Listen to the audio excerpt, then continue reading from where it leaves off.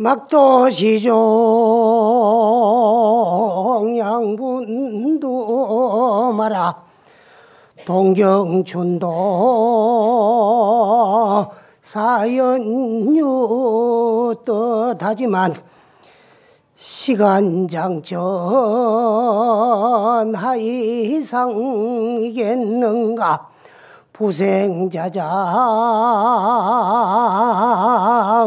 몽중유인 것을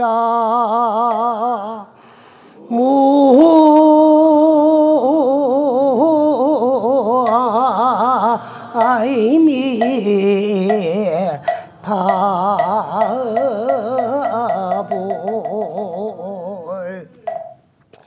이 무슨 말씀인가 하면은 막도시종 양분도 마라 그렇게 시작과 끝이 있다고 분별하지 마라. 동경춘도 사연유인 것 같지만은 겨울이 지나 봄이 오니 새해인 듯하지만은 시간장천 하이상이겠느냐 그 말이야. 하늘에 어찌 묵은 해가 있고 새해가 있겠느냐. 부생자장 몽중유하리라. 중생들의 지견이 어리석어 가지고 꿈속에서 노는 것을 그 말씀이야. 그래서 시간은 시작도 없고 끝도 없고 항상 영원하다. 영원한 시간 속에서 우리는 영생을 하면서도 영생을 따로 구하는 종교가 있는가 하면 또 사실 우리도 시작이 있고 끝이 있는 줄 알아요. 그러나 시간은 영원해요. 무시무정인데 유시유종인 줄 알고 뭐가 하나가 이루어지면은 시작인 줄 알고 끝이 나면은 끝나는 줄 알고 있지만은 시간은 사실은 무시무종이야. 시작도 없고 끝도 없어. 그 시작도 없고 끝도 없으면은 현재 찰나가 영혼의 한 찰나이기 때문에 영혼 속에 영생을 하고 있으면서도 그 영혼을 우리는 망각하고 살아요. 그러다가 이제 태양과 지구의 공자전에 의해 가지고 낮과 밤이 나타나는 것을 낮과 밤이 따로 있는 줄 알아요, 사실은. 그러니까 항상 그 자리에 그대로 있는 거예요. 그런데 태양과 지구의 공자전에 의해 가지고 지구는 둥글기 때문에 지구 단면에 햇빛이 가려 가지고 안 보이는 걸 우리는 밤인 줄 알고 또 바로 햇빛이 비춰올 때를 낮인 줄 알아요. 그러나 지구 전체로 보면은요, 낮 속에도 밤이 있고 밤 속에도 낮이 있어요. 낮을 낮이라 그래도 지구 반쪽밖에 못 이루고 밤을 밤이라 그래도 지구 반쪽밖에 못 일러요. 근데 이것이 자꾸 이제 쌓여가지고 30개가 쌓이면 한 달이고 365개가 1년인 줄 알지만은 사실은 시간관념으로 정해놓은 것이지 시간은 영원해요. 영원해요. 그 영혼의 찰나가 어지간히 짧은 시간 같지만은 영혼의 한 찰나요. 영혼은 찰나 속에 있는 거야. 그래 찰나가 곧 영혼이고 영혼이고 찰나예요. 그런 것을 우리는 망각하고 시작이 있고 또 이제 참 끝이 있는 줄 알고 겨울이 가면 봄이 오고 봄이 오면은 새해이고 하지만은 하늘에는 새 것도 없고 묵은 것도 없고 새해가 있고 묵은 해가 따로 있는 것이 아니야. 그래서 중생들이 어리석어 가지고 꿈속에서 논일면서 꿈인 줄 몰라. 여러분은 꿈을 꾸면서 꿈인 줄 몰랐지요? 꿈인 줄 몰랐지? 깨보니까 꿈이야. 그래서 우리 불교에서는 인생 자체가 꿈이야. 꿈속에서 또 꿈을 꿔가지고 꿈에 집착하는 그런 어리석은 몽중객이 되지 말고 인생의 대몽을 한번 깨달아 보자는 것이 이 대몽에서 깨어나 보자는 것이 불교야. 근데 우리는 자꾸 꿈속으로 빠져들고 있어요. 그래가지고 꿈에 집착해가 꿈인 줄 모르고 망각하고 있는 것이야. 그건 어찌 그러냐. 중생들의 지견이 우미해가 그래요. 그럼 오늘 여러분들이 금요일, 오늘 인가법문 하니까 무상사를 가야 되지 하는 마음은 오늘 여기 오게 된 원인이 되고 근데 또 그 마음을 결정해가지고 결정하는 것부터 시작해서 집을 나와가지고 차를 타고 와가지고 차에서 내려가지고 이 법당 안에까지 들어오는 건 연이야. 그러니까 여러분하고 나하고 만나는 건 과다. 결과가 나타나거든. 여기 인과야. 근데 이런 말씀을 하더라도 또 잘 믿지 아니하고 참말로 그럴까? 그래서 내가 오늘 왜 이 소리를 하는 거만 오늘 부처님의 영험에 대한 이야기를 좀 하려고 그래요.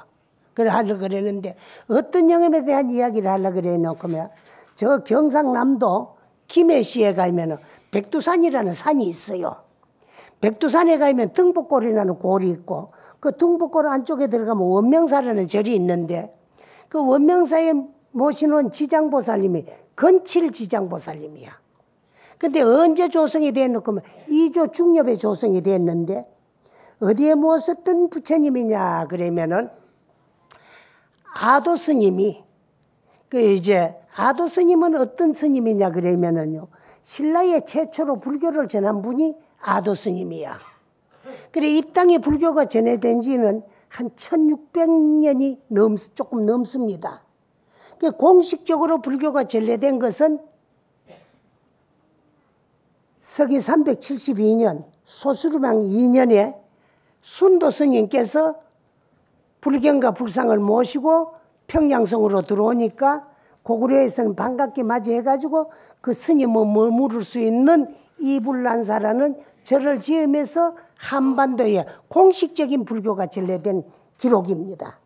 그로부터 한 12년 후에 백제에 서역성 마라난타가 불교를 전했고 그 신라의 불교를 처음 전한 분이 아도 스님인데 아도 스님은 어디 사람이냐 그러면 태어나기는 고구려에서 태어났어요.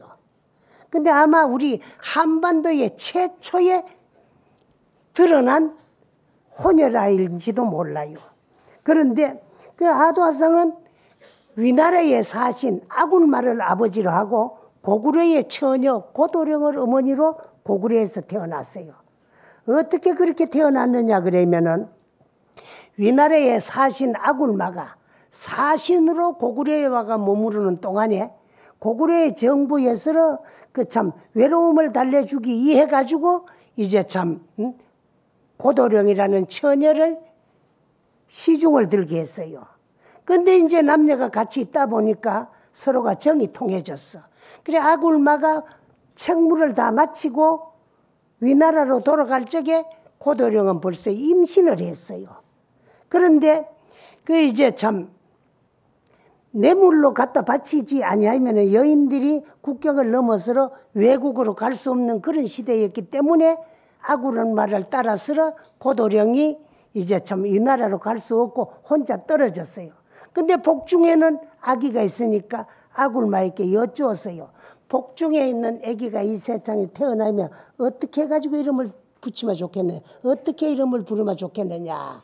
물으니까 아굴마가 하는 말이 나 아굴마라는 아자를 따고 당신 고도령이라는 도자를 따가지고 아도라고 이름을 지어라. 그러면 딸이면은 시집을 보내면 길러가 시집 보내면 되지만은 아들이면은 장차 아버지를 찾으면 어떻게 해야 되겠느냐.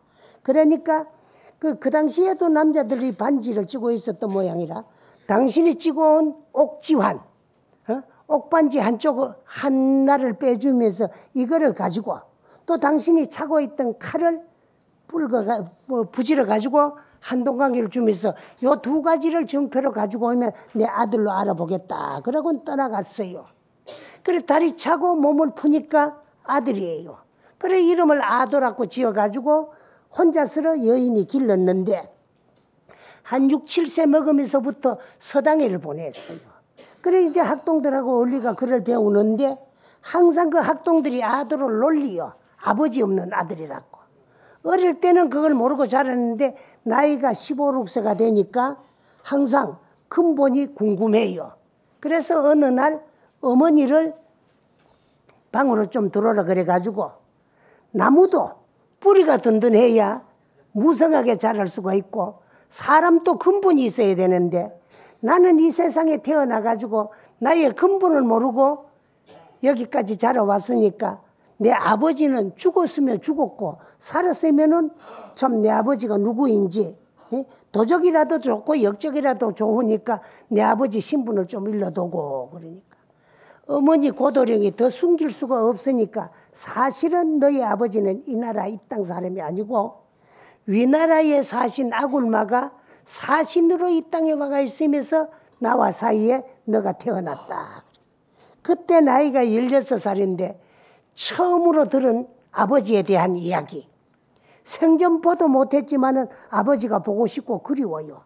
그래서 어머님에게 아버님 나라로 가가지고 아버님을 한번 찾아 배우는 것이 원이니까 갈 수 있도록 허락해달라 그랬어요. 그래서 어머니의 허락을 받고 국경을 넘어서 위나라로 아버지를 찾아서 그 정표, 옥지한 한 짝과 칼 한 동강이를 가지고 아버지를 찾아가요. 그때 이제 아들을 어머니는 또 같이 따라갈 수가 없으니까 이억만리 타국 땅으로 아버지를 찾아 보내놓고 그때 이미 고구려에 있는 불교가 순도 스님의 전에 들어와 있으니까 불법에 기해가지고 아들이 무사히 아버지를 만나 뵈었고 귀국할 것을 기원하면서 열심히 기도를 생활을 하고 아들은 아버지를 찾아가가지고 위나라에 가서 아버지를 만나보니까 아버지는 이미 벌써 위나라에 대관이 돼가지고 있어요. 그런데 아버지를 찾아 배웠고 나니까 가정도 있고 자식도 있으니까 떳떳하게 아들로 나타나가지고는 생활을 할 수가 없었고 또 아들로 아버지만 만나 배웠지 그 아버님의 아들이라고 어디가 행세를 할 수 없어요. 그러니까 괴로워하는 아들을 보고 아버지 아굴마가 출가를 권유해가지고 아버지의 권유에서 출가를 해가 스님이 되었어요. 스님이 되어가지고 수행생활을 한 3, 4년 하다가 보니까 아버님을 찾아서 아버지 나라에 와가지고 아들로 떳떳하게 생활을 하지를 못하고 숨어서 이렇게 스님 노릇하는 것보다가는 고국 고구려로 돌아가가지고 떳떳하게 수행생활을 하는 것이 좋을 것 같아서 그래 아버님에게 고국으로 돌아갈 것을 간청을 합니다. 그러니까 그 아버지께서는 K승락을 하면서 고국으로 돌아가는 아들에게 최초의 중국에 전해졌던 중국의 불법은 누가 정했느냐 그러면은 마등 가섭과 축법난이 인도에서 히마리아 산맥을 넘어서 중국으로 넘어올 적에 불사리와 경전을 백마등에 싣고 이제 참 히마리아 산맥을 넘어서 중국 땅으로 들어왔어요. 그것이 중국 불교의 최초야. 그걸 기념하기 위해서 그 축법난과 그 마등 가섭을 머물게 하기 위해서 이제 절을 하나 지었는데 그것이 뭐냐 어떤 절이냐 그러면은 지금 중국 낙양에 있는 백마사예요. 그 백마사는 최초의 중국 불법을 그 이제 참 불경과 불사리를 백마등에 싣고 히마리아 산맥을 넘어서 중국으로 불법을 전하러 온 것을 기념하기 위해서 사명을 백마사라 그래요. 그래서 그 아굴마가 최초의 중국에 전해졌던 부처님의 진신사리를 아들에게 스님들에게 말씀을 드려가지고 전해가지고 그 이제 참 그 부처님의 사리를 모시고 고구려 땅으로 들어와요. 근데 고구려로 돌아오니까 어머님의 그 고도령은 이미 벌써 해안이 열려 있어요. 아들의 생명을 보존하기 위해서 얼마나 열심히 4, 5년 동안에 열심히 기도를 했는가 해안이 열려가지고 아들이 스님이 돼가지고 돌아올 것을 알고 있었어요. 그래 귀국하는 아들을 보고 사나이 장부로 태어났으면은 명전천추를 해야 된다. 밝은 이름을 천추에 전해야 되는데 스님으로서 이 땅에는 이미 벌써 순도 스님께서 불법을 전해가지고 불법이 널리 유포되어 가지고 있으니까 너는 불교가 전해지지 아니하는 신라 땅으로 가가지고 최초의 불법을 전해한 그런 참 훌륭한 인물이 되라고 신라로 불법을 전하러 갈 것을 어머님이 명해요. 그래 어머님의 명을 받아가지고 부처님의 사리를 모시고 신라 땅으로 들어오는데 어머님께서 아직은 때가 아니니까 신라에 들어가 가지고 은신 생활을 하고 숨어서 생활을 하다가 설중도화가 만개한 곳을 만나거든. 때가 온 줄 알고 제일 전법지로 삼아라. 그리고 그렇게 해가지고 전법을 하다가 산 중턱에 우물가에서 백년꽃이 피어가지고 그 이제 참 푸른 빛을 방광하는 것을 보고들랑 제2의 전법지로 삼으라는 어머니의 영을 받아가지고 신라로 불법을 전하러 들어와가지고 처음 도착한 것이 어디냐 그러면은 시군이 통합되기 이전에는 경상북도 선산군 도계면 도계동이에요. 그 도계라는 지명은 위인이 와가지고 처음 도를 연 곳이라고 해가지고 10개자 길도자 도계입니다. 근데 지금은 구미시 도계면 도계동으로 행정구역이 군에서 시로 바뀌었습니다. 근데 거기로 들어갔어요. 근데 거기는 누가 살고 있었느냐 그러면 모래장자라고 하는 큰 부자가 살고 있었는데 이 부자는 얼마나 재산이 많으냐 그러면 논밭천 수천 두락이 되고 또 소가 1000마리요 말이 1000마리고 양이 1000마리나 되었다 그래요.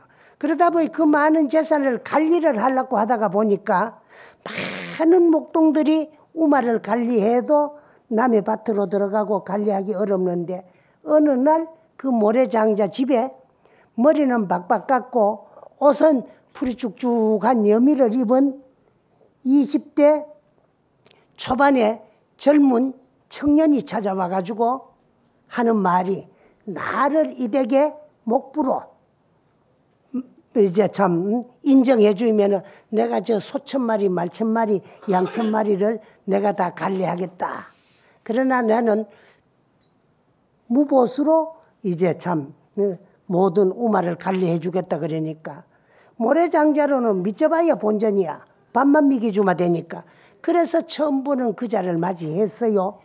하니까 나는 그 사람이 사는 집에서 생활하는 것보다가 그 이제 참 집 후원에다가 그 이제 참 토구를 파가지고 거기서 내가 혼자서 생활하면서 다 관리를 해주겠다 그러니까 그 영을 그 뜻을 받아들이 가지고 후원에다가 토구를 하나 파가지고 거기서 생활하도록 하고 소 1000마리와 말 1000마리를 전부 이제 참 관리를 하도록 관리인으로 맡겼는데 그 많은 목동들이 관리를 해도 관리 못하던 말과 소와 양이 이 아도 스님 말 한마디에 참 아도 스님이 이끄는 대로 나무 곡식에 입 하나 안 대고 꼴짝이에 들어가 가지고 참 풀을 뜯어먹고 놀다가 저녁이 되면은 아도 스님이 인도하는 대로 들어오고 있어요. 근데 지금도 거기 가면은요 아도 스님이 말걸 미기든 말 1000마리를 미기든 마천 꼴이 있고 또 소를 1000마리 묶어놨던 우마 꼴이 있고 또 그 다음에 양천 꼴이 있고 그렇다 그래요. 그래 해가지고 이제 그 집에서 무보수로 10년 세월을 목부로 생활하다가 어느 겨울이니까 양과 소는 죽막길이 주마 되고 그 이제 참 들에 나가 할 일이 없으니까 나무를 하러 지게를 짊어지고 그 독의 앞산을 넘어가니까 겨울인데도 눈 속에 복숭아꽃이 피어가지고 만발한 것을 보고 이제선 때가 왔구나 싶어서 돌아가가지고 떠날 것을 주인에게 말씀을 드리요. 그러니까 모래장자는 10년을 무보수로 이렇게 잘 이제 참 우마를 관리해주고 떠날라 그러니까 섭섭하니까 뭐 도와줄 것이 없겠느냐 그러니까 주인의 뜻이 정 그렇다면 내가 이 집에 올 때 가지고 오는 밥그릇 거기 바로 스님들이 고향 받아 잡수는 바루예요. 그게 이제 한 너드 쪽 있는데 그 제일 큰 그걸 어시바루라 그럽니다. 여기다가 곡식한 거 채워줄 수 있느냐 그러면 거기 한 거가 아니야 100개 1000개도 채워줄 수 있다 그래. 그러면 한번 채워보십시오. 그러니까 쌀을 한 말 갖다 부어도 간 데고 처음에는 그렇게 작으니까 한 대를 갖다 부어도 간 데가 없고 한 마리를 갖다 부어도 간 데가 없고 한 섬을 갖다 부어도 간 데가 없고 이거 여러분 믿어집니까? 이걸 믿어야 불자야. 어? 그래서 의심하지 말고. 그런데 그 모래장자의 그 부잣집 창고에 곡식이 반쯤 들어가니까 그 바루대에도 반쯤 찼더라 그래. 그럼 결론적으로는 다 갖다 보면 한 거 찰 거야. 그런데 그때 반쯤 차고 나니까 실은 나는 보통 사람에는 수행자인데 어른의 그 뜻을 또 이제 참 시험하기 위해서 내가 참 담아보라 그러는 거지. 내가 이 물질적인 거는 아무런 상관없으니까 도로 가지라고 비워보니까 다시 한 창고가 되더래. 그래 떠나가는 아도를 보고 그러면 이렇게 헤어지면 언제 다시 만날 수 있겠느냐. 그래. 명년 봄에 저 고개 너머로 칙순을 넘기 보낼 참이니까 칙순만 따라오면은 나를 만날 수 있을 것이다 하고 떠나갔어요. 그래서 그 이듬해 봄이 됐는데 칙순이 하나 난데없이 담너매로 뻗쳐오고 있기 때문에 그 칙순을 따라가니까 지금 도리사 있는 그 자리에 바위가 하나 있는데 그거 이제 자선대라 그래요. 그 바위 위에 앉아서 참 정진을 하고 있더라 그래요.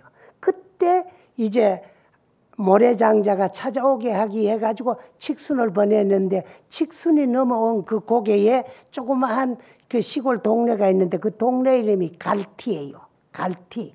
갈티라는 말은 칙갈자 낮은 고개 이름 티자. 그 갈티라는 동네와 지명이 아직도 남아 있어요. 그렇게 됐는데 그때는 언제인가 하면은 신라 눌지왕 당시야. 근데 눌지왕의 공주가 우연히 병이 나가지고 백약이 무효하고 자리에 누워서 일어나지를 못해요. 그래 임금의 딸 공주가 병이 났으니까 세상에 좋다는 짓은 다 해봐도 병이 나을 수가 없어. 그럴 때에 어느 날 한 위인이 나타나가지고 하는 말이 공주의 병은 보통 범상한 병이 아니니까 오직 공주의 병을 고치려면 천도를 갖다 먹여야 병을 고칠 수 있다. 천도는 하늘나라 복상이야. 그렇지만은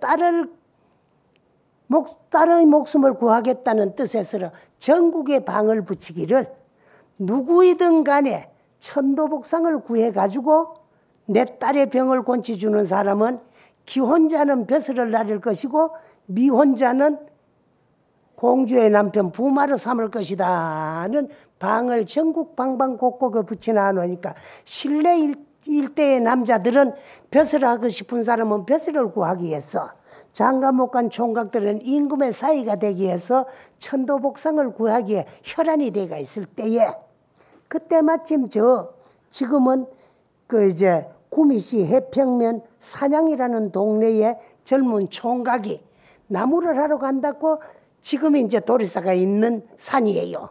처음 아도 스님이 와가지고 불법을 전한 곳이라고 해가 그곳 산명을 태조산이라 그래요. 태조는 시초를 말하는 거야. 임금님도 처음 임금을 태조라 그래요. 그래 고려에 이제 처음 임금을 왕건 태조라 그래고 또 이시조선의 그 이제 참 임금님도 태조대왕, 태조라는 말은 시초라는 최초라는 말이야. 그래서 이 산도 그 이후에 불법이 신라의 최초에 전해진 산이라고 해서 태조산이야. 근데 그때는 아직 이름이 없는 무명산인데 나무를 하러 가보니까 이른 봄인데 어떤 낮이 보통 복숭아 난캐는 복숭꽃도 피지 않았는데 복숭아가 열어가지고 붉게 익어가지고 주렁주렁 달리 있어요. 아마 저 복숭아가 보통 복숭아가 아니고 천도복숭인갑다 싶어가지고 이제 나라에 보고를 했어요.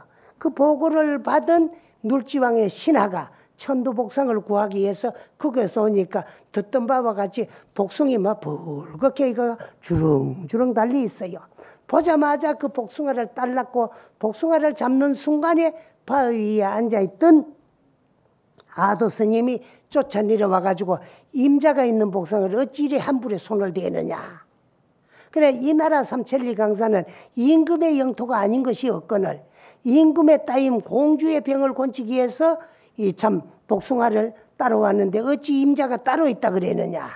그러니까 그 말이 떨어지기도 전에 복숭아 나무가 아도 스님이 둥 뜨면서 이래도 내가 이 나라의 백성이고 이래도 이 복숭아가 이 나라 복숭아냐.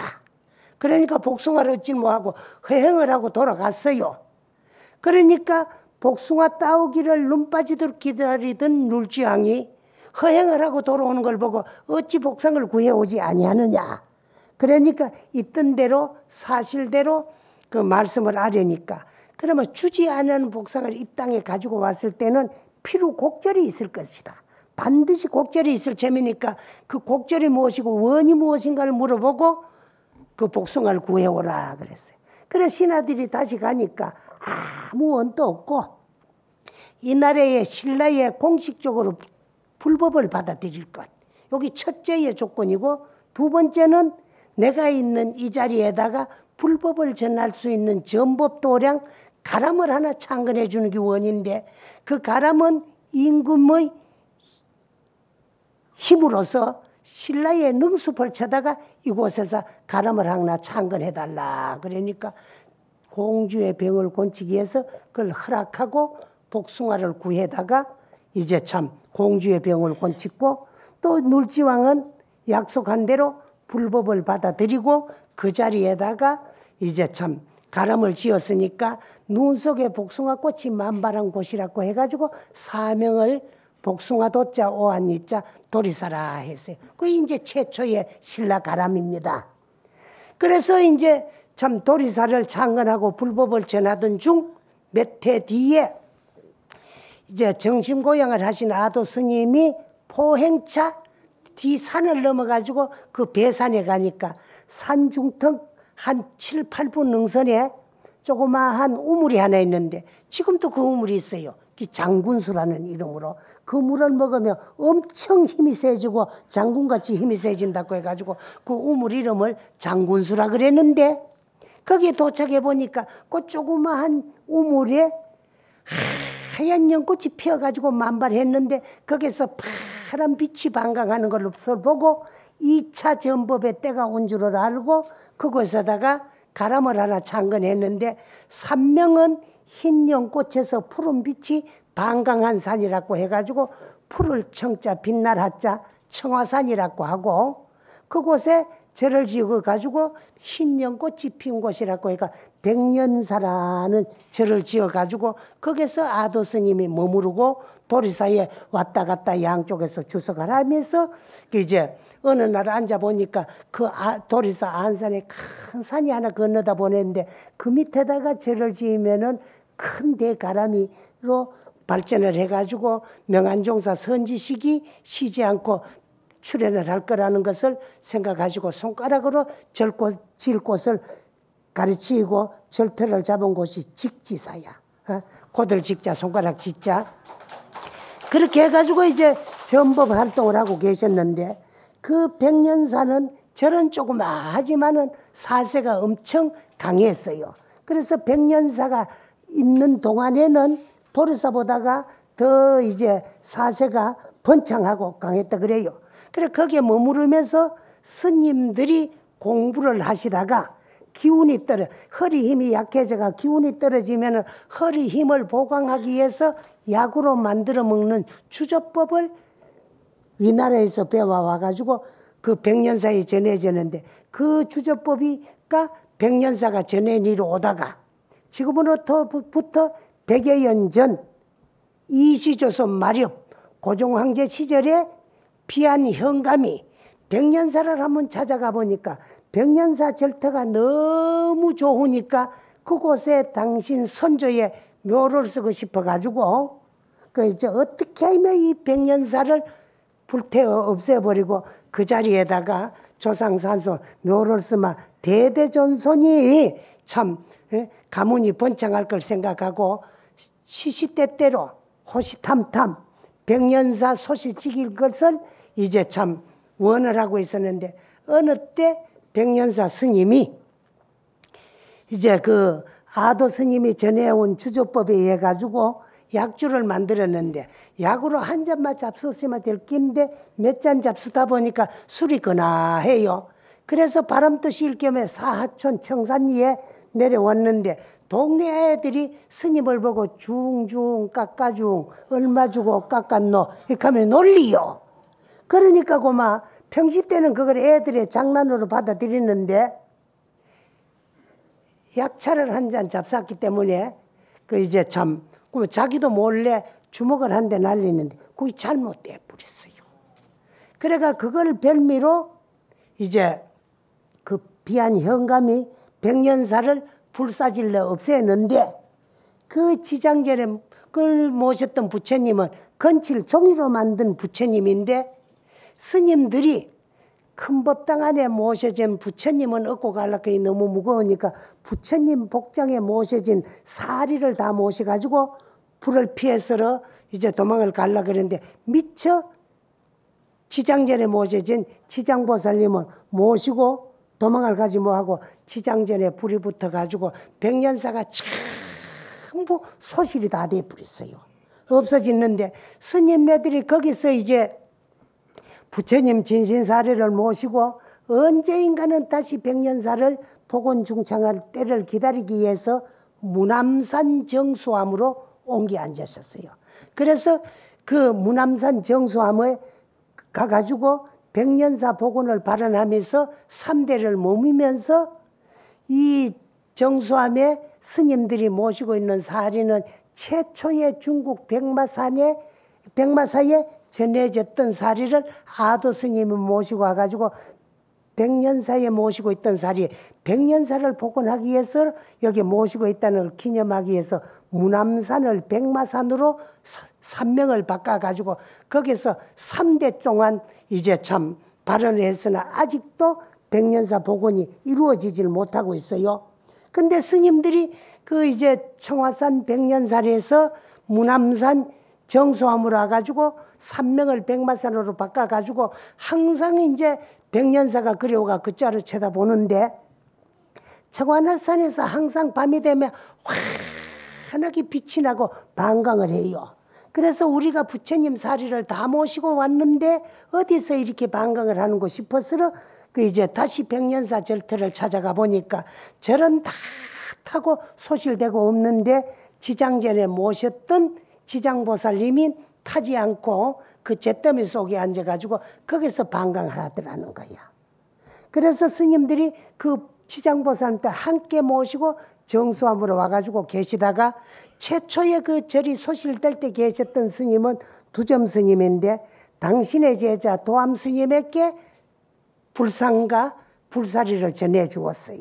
그래서 도암 스님은 그거를 받아가지고 성씨가 인동장씨 장씨인데 장도암 스님께서 그걸 받아가지고 정수하면서 이제 또 이제 백년사 복원을 발언하고 있다가 이 부처님을 나무 집에 지장 탱화되어 있고 지장 그 이제 전 따로 있는데 이렇게 있는 거 보다가는 당신 새 속에 진려가 부잣집에 시집을 가가지고 재정이 개하느니까 우선이라도 법당을 하나 짓고 이 불상을 모시라고 불 속에도 타지 않고 반강하는 지장보살만 모시라고 진려에게 넘겨주고 사리와 딴 유물은 당신 제자 성암 스님에게 물려줬다 그래요. 그런데 삼촌에게 법당을 하나 짓고 지장보살 모시라는 영을 받았는 이 참 진려가 남편이 한일 합방이 되기 일본으로 가가지고 돈 좀 버리고 사업해버리고 일본으로 가면서 부인한테 가자 그러더래요. 그래서 그 장씨 부인이 삼촌에게 받은 부처님을 아직도 그 참 유언을 받들어서 법당을 짓고 모시지를 못했기 때문에 언제인가는 일본에 가고 돈 벌이가 다시 오면은 법당을 지어드리기 위해 가지고 지장전을 지어드리기 위해 가지고 그냥 시집에 맡겨놓고 가기가 안 되니까 일본 가벼우니까 건칠불상이니까 얻고 일본을 갔다가 돈벌이가 와가지고 법당을 지어드리려고 부처님을 얻고 남편을 따라서 일본에 가기 위해서 부산항에 도착을 했는데 며칠 동안에 연락선을 기다리기 위해 가지고 여관에서 잠을 자는데 밤마 되면은 스님이 한 분이 나타나가지고 푸른 거 일본, 부른 거 일본 이만만 그 떠나가더래요. 근데 남편도 그 뜻을 새기지 못하고 아내도 새기질 못해가지고 스님이 부른 거 일본이라는 말이 뭔가 싶어가지고 그래 가가지고 참 가까운 절에 찾아가가지고 여쭈니까 스님이 그런 말을 자꾸 하니까 그래 그 스님께서 하신 말씀이 지장보살님은 당신의 뜻을 세상 사람에게 메시지를 전하기 위해가 나타날 때는 주로 스님의 모습으로 나타나느니라. 그래서 지장보살님은 시상사문하고 치원정하고 시상사문이야. 옷은 스님들 같이 여미를 입고 그 이제 머리는 깎아가지고 보름달같이 둥그렇게 원만하고 시상사문으로 스님의 모습으로 나타나는 분은 지장보살님이니까 지장보살님하고 무슨 연관이 없나? 이 지장보살님께서 너희들 뜻에 따라 가지고 일본으로 가는 것을 원치 않는다. 그 말이다 그래. 그래서 부른 거 너희들 뜻에 따라 가지고 일본으로 가지 아니한다. 일본. 그랬대요. 그러니까 부처님 지장보살님을 모시고 일본으로 갈 수가 없어가지고 남편만 먼저 일본으로 보냈는데 남편은 일본에 가가 사업을 하기 위해 가지고 이제 가지고 가던 돈을 부인에게 주고 당신이 돈벌이를 가지고 귀국하겠다고 맨몸으로 당신은 일본으로 가고 부인은 떨어져 가지고 그래 남편이 주는 이 돈을 가지고 어디 갔다가 법당을 짓고 이 부처님을 모셔야 되나 싶어가지고 이제 며칠을 여간에서 머물렀는데 저녁마다 지장보살 화신인 스님이 나타나가지고 백두산 복받는 골에 가가지고 나를 모시달라는 꿈을 매일 저녁 꿨대요. 그래서 거기서는 부산선에 백두산에 가려고 하면 뭐 한적없이 뭐니까 어떻게 이 부처님을 모시고 내가 여인의 몸으로 참 백두산까지 갈고 싶어서 주위에 있는 사람들한테 이야기를 했더니만에 북한 백두산까지 갈 것이 아니고 가까운 김해 땅에도 가면은 이제 참 2조 때부터 신어산 한 봉우리를 백두산 장군봉에서 정남향으로 마지막 떨어지는 봉우리라고 해가지고 김정호 선생께서 백두산이라고 분리해가지고 지명을 지어놓은 거기가 산이 있으니까 그리로 가보라 그랬더래요.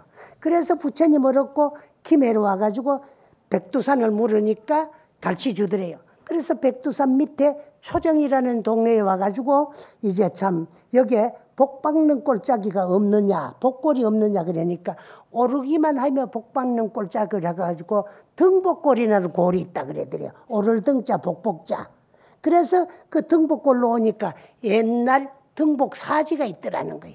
거기에다가 조그마하게 초막을 짓고 이제 지장보살을 모시고는 그 소재는 건칠이지만은 겉에는 황금으로 개금을 했기 때문에 금부처님을 모시고 와가지고 최초로 절을 지었다 해가 금부람이라는 이름으로 다시 이제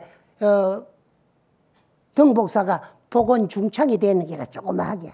그때가 1920년대인데 그 이제 1920년대에 금부람이라는 절을 지가 있는데 그 이후에 금강산에서 수행하던 수월 스님의 손자 상자이신 원명 스님이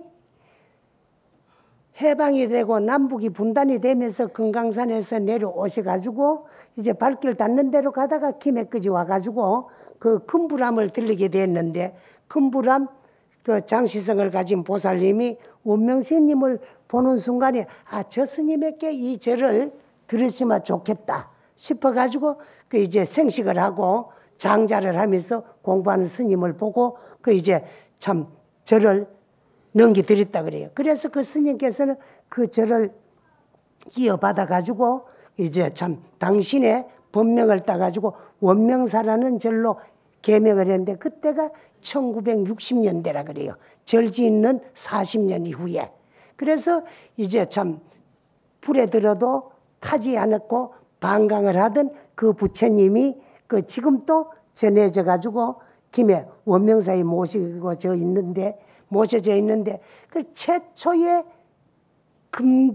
개금을 한 지장보살님을 얻고 와가지고 그 이제 금부람이라는 이름으로 계산된 절이기 때문에 지금은 그 절을 이제 참 치장도량으로 개성 발전을 시키기 해가지고 이제 참 지장보살 모시고 있는데 그 부처님이 인물이 별로 잘 원만하게 잘나지도 못했어. 부처님인데.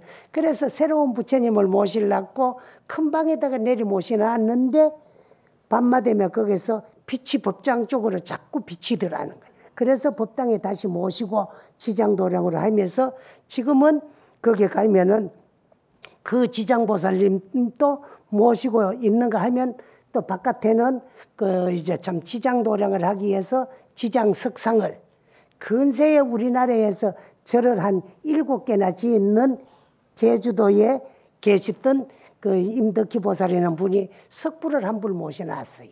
지장보살 모셔놨는데 그 석불에서는 우리나라에 참 좋지 못한 일이 생길라 그러면은 한 3일 전부터 부처님이 우셔요. 우셨는데 우는 눈물에 따라 가지고 큰 일이 있고 적은 일이 있는데 가장 많이 이제 울으실 때가 동해안 산불이 날 적에 3일 전부터 시작해 가지고 계속 울었는데 무슨 일이 또 일어날란가 싶었는데 이제 참 동해안에 산불이 나가지고 며칠 동안에 동해안을 다 태워먹고 그런 지장도량이 있어. 그래서 이런 이야기를 왜 하나 그러면은 그 이제 지장보살이나 관세음보살님이나 여러분들이 지극정성으로 기도를 하고 이제 참 하면 되고 할 수 있고 반드시 기도 성취를 이루고 말겠다는 생각을 가지고 열심히 기도하면은 참 이루어질 수도 있다. 그래 부처님의 힘, 가피력이라 그러는 것은 물에 들어도 빠지질 않고 불에 들어도 타지를 않는데 종이로 만든 지장보살님이 불 속에 들어가 가지고 법당이 다 탔는데도 참 당신 성상만 남아있는 걸 모르고 스님들이 떠났는데 방광을 해가지고 찾아가 보니까 부처님이 그대로 앉아 계시면서 지장보살에서 방광을 하더라. 그래서 부처님의 가피력은 옛날과 지금과 똑같아. 옛날 중생들하고 지금하고 중생이 틀려서 그렇게 신앙심이 투철하지 못하기 때문에 부처님 가피가 나타나지 아니한다는 걸 말씀드리고 오늘 이야기를 마치겠습니다. 네.